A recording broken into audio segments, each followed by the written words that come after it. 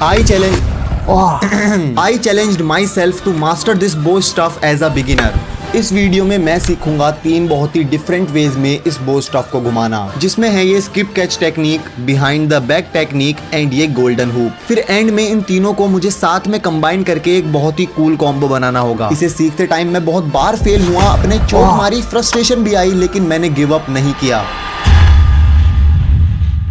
तो ये है बो स्टाफ, जिसे मार्शल आर्टिस्ट और निंजास काफी खतरनाक तरीके से घुमाते हैं। ये सालों की प्रैक्टिस करते हैं इन स्किल्स को मास्टर करने में, और ये हूँ मैं जो एक ही दिन में इसे सीखना चाहता है। स्टार्ट मैंने स्किप कैच टेक्निक से किया, जो दिखने में तो काफी इजी लग रही थी, पर इसे घुमाते घुमाते मैं डंडे के बिल्कुल लास्ट में आ जा रहा था। एवरी टाइम मैं समझ नहीं पा रहा था क्या हो रहा है, तो मैंने ट्यूटोरियल देखने का सोचा, क्यों ना एक बार ट्यूटोरियल देख लिया जाए। जिससे मुझे पता चला कि टेक्निक के नाम की तरह ही मुझे एक रोटेशन को स्किप करके सेकंड टाइम कैच करना होगा। ये स्किप एंड ये कैच, एंड ये फिक्स करते ही मैं इसे काफी अच्छी तरह घुमा पा रहा था। लेकिन एक प्रॉब्लम थी, मेरी स्पीड काफी स्लो थी, एंड इस स्पीड में तो मैं निंजास की टक्कर कभी भी नहीं ले पाऊंगा।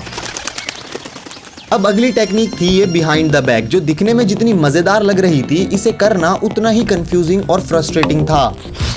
स्टार्टिंग के 10 मिनट तो समझ ही नहीं आया कि चल क्या रहा है।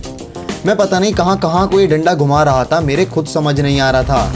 पर फिर काफी कोशिशों के बाद मैं इसे स्लोली सीखता जा रहा था, एंड समझ आया जितना मैं सोच रहा था ये उतना भी डिफिकल्ट नहीं है। पर एंड में इन तीनों की कॉम्बो बनाने में बहुत दिक्कत आने वाली थी। अब मैं इस बिहाइंड द बैक टेक्निक को सीख तो गया था, पर फ्लो नहीं आ रहा था, एंड इसका रीजन सिंपल था, मेरा लेफ्ट हैंड नॉन डोमिनेंट होने की वजह से नहीं, बल्कि मेरी एल्बो सर्जरी की वजह से, जो कुछ टाइम पहले ही हुई है। लेकिन इस चीज को इग्नोर करते हुए मैंने घुमाने पे फोकस किया। मैं इसमें इम्प्रूव तो हुआ, पर अभी भी मेरी स्पीड कुछ खास अच्छी नहीं थी। स्पीड नहीं आ रही। इन तीनों स्किल्स को सीखने के बाद मुझे इनकी स्पीड पे भी काम करना था, तो मुझे इन्हें जल्दी सीखना होगा। अब अगली स्किल थी ये गोल्डन हुप, जिसको देखकर लग रहा था क्या मैं इसे कर भी पाऊंगा। मैंने घुमाना शुरू किया, पर इसमें डंडे को पीछे से आगे ट्रांजिशन करने में काफी डिफिकल्टी हो रही थी, एंड ये अजीब सी रोटेशन की वजह से मेरे फोरआर्म में पेन होने लगा था। मैंने लेफ्ट हैंड से भी करने का ट्राई किया, लेकिन उससे भी नहीं हो पाया due to some reason. But practice makes perfect, and काफी कोशिशों के बाद मैं इसे घुमा तो पा रहा था, लेकिन फ्लो और स्पीड नहीं आ रही थी। फिर मेरा ध्यान गया कि मुझे अपने हाथ के साथ साथ अपनी अपर बॉडी को भी रोटेट करना होगा, जिससे फ्लो अचीव हुआ, पर स्पीड नहीं। मुझे स्पीड चाहिए, स्पीड। अब बारी आ चुकी थी इन तीनों टेक्निक्स को साथ में कंबाइन करके एक बहुत ही कूल कॉम्बो बनाने की, जो बहुत मजेदार लगने वाली थी। लेकिन उससे पहले मुझे एक अधूरा काम पूरा करना था, जो कि थी स्पीड। मैंने इन तीनों टेक्निक्स को सीख तो लिया था, पर ऐसी बेकार स्पीड में घुमाने का क्या ही फायदा जिसमें मजा ही ना आए। स्पीड नहीं आ रही। तो मुझे एक एक करके इन तीनों टेक्निक्स के स्पीड बैरियर ब्रेक करने होंगे, एंड अपनी स्पीड लिमिट क्रॉस करनी होगी। तभी तो एंड में जो कॉम्बिनेशन बनेगा उसे करने में निंजा जैसा फील होगा। मैंने फिर से स्किप कैच टेक्निक से स्टार्ट किया, पर स्पीड बढ़ाते ही डंडा हाथों से छूटे जा रहा था। मुझे इसके बाद 2 टेक्निक्स की स्पीड और ब्रेक करनी थी। मैं अभी से हार नहीं मान सकता था। फिर मेरी काफी देर की प्रैक्टिस से मैंने बहुत तेज स्पीड अचीव की, जो पहले के मुकाबले काफी बेहतर थी।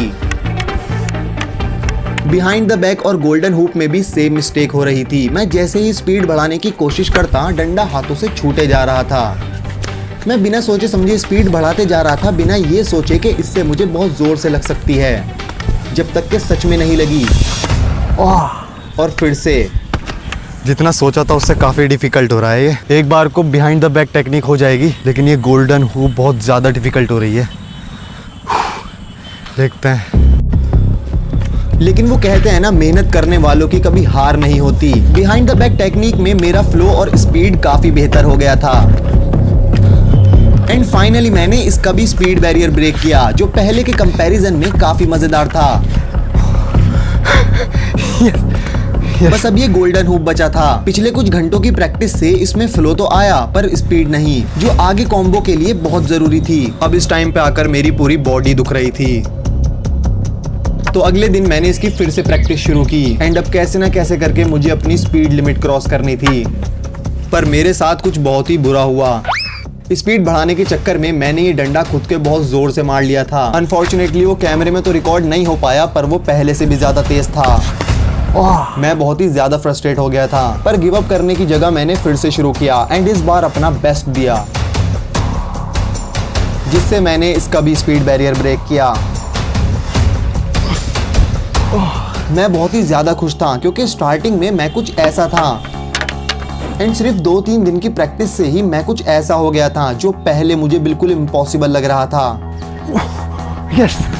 पर अब बस एक सवाल बचा था, क्या मेरी इतने दिनों की मेहनत के बाद मैं इन तीनों को साथ में कंबाइन करके एक बहुत ही कूल कॉम्बो बना पाऊंगा। मैंने शुरू किया। मेरी स्पीड और फ्लो तो काफी बेहतर हो गए थे, पर प्रॉब्लम इन स्किल्स के बीच में ट्रांजिशन करने में आ रही थी। मैं फेल हुआ, मैंने फिर ट्राई किया। मैं दोबारा फेल हुआ, मैंने दोबारा ट्राई किया। सबसे पहले ये skip catch behind the back and ये golden hook. And then finally ये रहे फाइनल रिजल्ट।